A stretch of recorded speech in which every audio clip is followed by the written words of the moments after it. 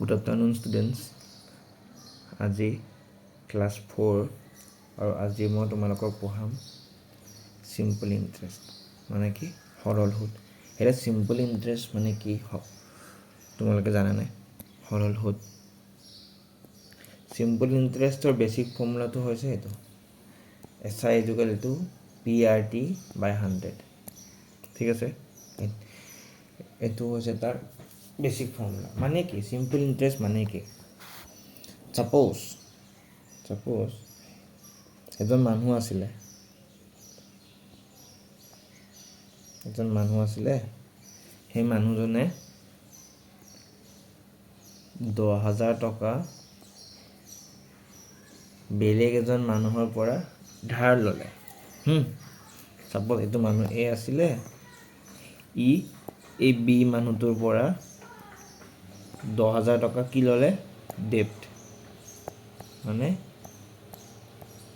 ধাৰ ল'লে। এতিয়া এই নামৰ মানুহজনে বিক 2 বছৰৰ পিছত কিমান টকা ঘূৰাই দিব? 10,000 দিব নে তাতকে বেছি দিব নে তাতকে কম দিব?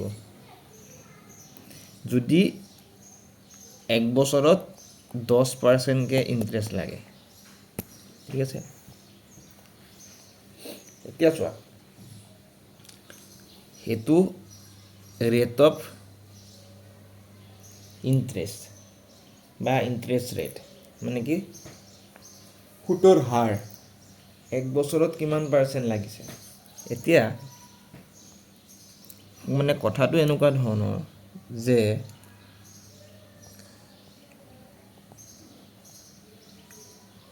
কথাটো হৈছে এনেকুৱা ধৰণৰ যে 10%কে 2 বছৰ লাগিছে মানে কিমান? টোটেল কিমান হ'ব? 20% বুলি ধৰিব পাৰা। 20% লাগিছে 10 বছৰকে 2 বছৰ, 10%কে 2 বছৰ হয়, হলে ইনটু 20/100 0 মানে কিমান হ'ল? 2,000 টকা। এই 2,000 টকাটো কি? এই 2,000 টকাটো হৈছে কি সৰল সুদ মানে সিম্পল ইন্টাৰেস্ট।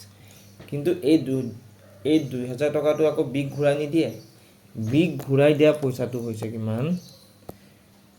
বিক ঘূৰাই দিয়া পইচাটো হৈছে, এইটোক কয় এমাউন্ট বুলি, সেইটোক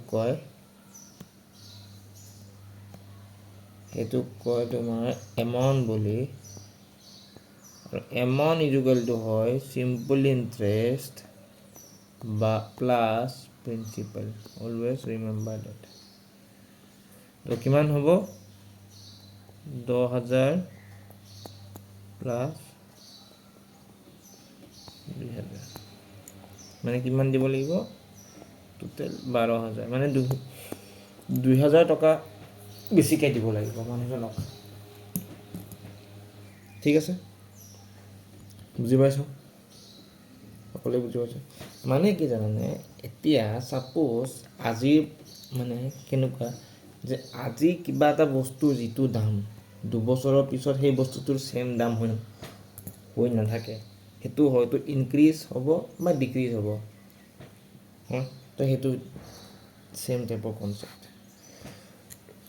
এইটো আমাৰ basic formula of simple interest, য'ত P টো বুজাইছে প্ৰিন্সিপাল, T টো বুজাইছে টাইম পিৰিয়ড, R টো বুজাইছে ৰেট অফ ইন্টাৰেস্ট আৰু SI টো মানে সিম্পল ইন্টারেস্ট। তো এইটো লাগিলে আমি কেনেকৈ ওলাম? P + SI। ঠিক আছে, বুজি পাইছো? সকলোৱে বুজি পাইছো? Okay, now let's start the first question. Okay, চোৱা, এই আমাক ইয়াতে কি ওলাব দিছে? অকল সিম্পল ইন্টাৰেস্ট ওলাব দিছে। এইটো প্ৰিন্সিপাল দিয়া আছে, এইটো ৰেট অফ ইন্টারেস্ট, এইটো টাইম। তো SI = কি হ'ব? PRT ডিভাইডেড বাই 100 তো পি মানে কিমান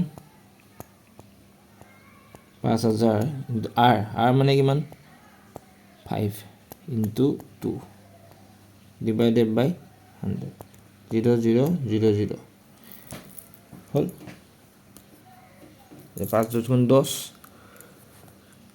কিমান হল rupees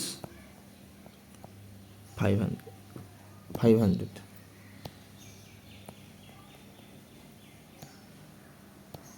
rupees 500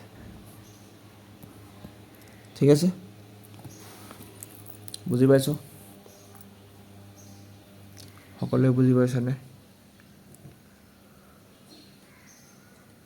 সকলোৱে বুজি পাইছো ওকে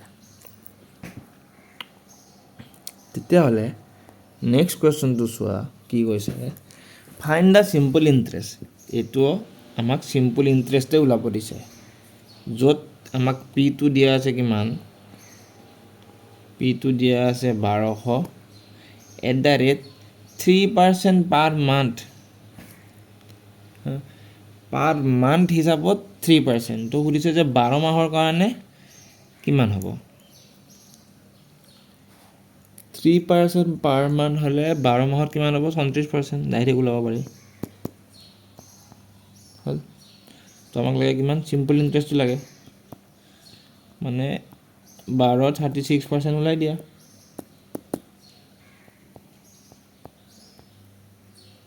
সৰি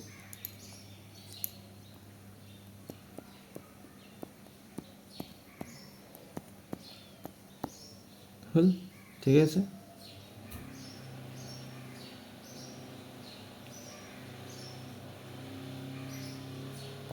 আৰু যেতিয়া আমি এইটো কৰিম আমি পাম 432 this is the answer and 432 rupees is the SI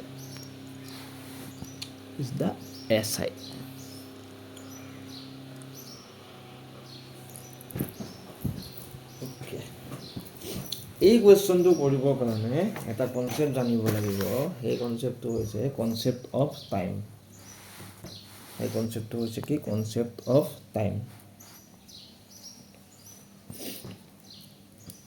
মানে কেনেকুৱা ইয়াত মই লিখি দিছোঁ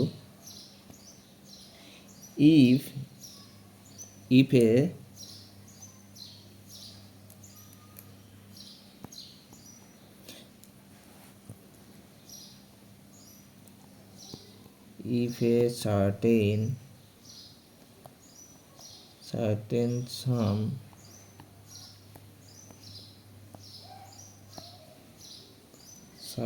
sum becomes n times of itself in years on simple interest then rate of percent per annum will be কিমান হ'ব always remember the formula r% is equal to n minus 1 by t into 100 always remember this formula যদি মানে কিবা এটা পইচা নিজৰে n times হৈ যায় কিবা এটা সময়ত n টাইমছ হৈ যায় টি সময়ত মানে সিম্পল ইণ্টাৰেষ্টত তো সুধিছে যে তাৰ বছৰে কি সুতৰ হাৰটো হ'ব r% আৰু যেটোৰ ফৰ্মুলা হৈছে n minus 1 by t into 100 ঠিক আছে তো তেতিয়াহ'লে এই যেটো কোৱেশ্চন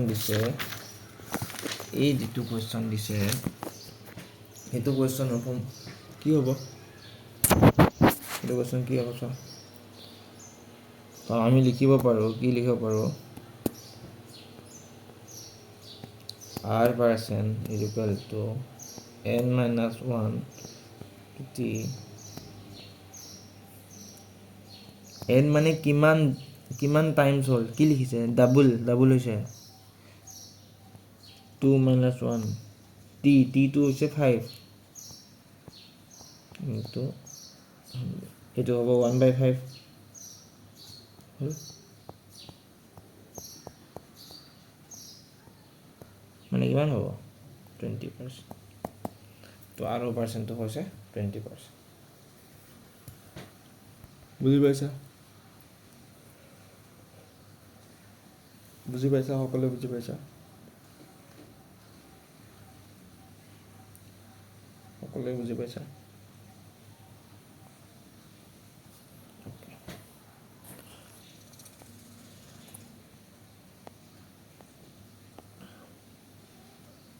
চিমিলাৰ এইটো যদি কৰোঁ কি হ'ব r% is equal to n minus 1 by t into 100 n টো কিমান দিছে ডাবল হৈছে মানে এইটো হ'ব আল্টিমেটলি 1/8 into 100 এতিয়া 100/8 মানে কিমান 12.5% এইবিলাক মুখস্থ কৰিব লাগিব 100/8 মানে 12.8% মানে কি জানে যে 12.5%ৰ ফ্ৰেকশ্যন ভেলুটো হৈছে মানে 1/8 বুজি পালা সেইটোৱে কথা ঠিক আছে নেক্সটটো চোৱা নেক্সটটো একে এইটো তোমালোকে হোমৱৰ্ক কৰিবা ঘৰত তাৰপিছত মোক কমেণ্ট ছেকশ্যনত জনাই দিবা অ'কে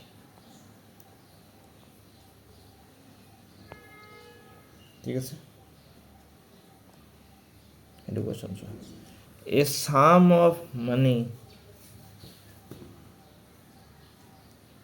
ডাবল ইন 5 years মানে কিবা এটা পইচা 5 বছৰত দুগুণ হৈছে তো কিমান বছৰত 4 গুণ হ'ব কি আছিলে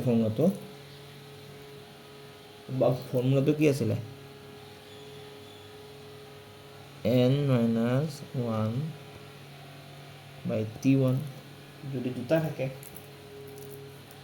তাৰপিছত is equal to n2 minus 1 by t2 ঠিক আছে এতিয়া n1 মানে কিমান হ'ব ডাবল 2 গৈছে t1 5 n2 মানে 4 times t2 ঠিক আছে তো এইটো কিমান হ'ব 1 minus 5 equal to 3 minus t2 therefore যদি ক্ৰছ মাল্টিপ্লিকেশ্যন কৰা t2 is equal to 59 মানে 15 বছৰ পিছত কি হ'ব বস্তুটো 4 গুণ হৈ যাব বুজি পালা যিকেইটা সিম্পল ইন্টাৰেষ্টৰ বেসিক কুৱেশ্যন ডিসকাস কৰিলো বুজি পালা সকলোৱে বুজি পালা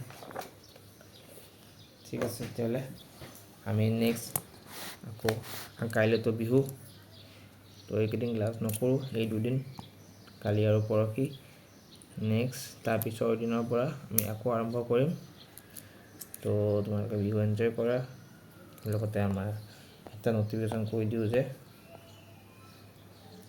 যে APSCৰ ভেকেন্সি ওলাইছে APSC CCৰ ভেকেন্সি ওলাইছে 2025 78টা পোষ্টৰ কাৰণে তো মই ভাবি আছোঁ সেইটোৰ কাৰণেও কিছু প্ৰেক্টিছ কুৱেশ্যন টাইপ কৰা যাওক লেটছ সি কি হয় আৰু তেতিয়ালৈকে আমাৰ এই GNM কোৰ্চটো বাৰু চলি থাকিব ঠিক আছে তো আজিলৈ ইমানে আমি নেক্সট ক্লাছত আকৌ লগ পাম থেংক ইউ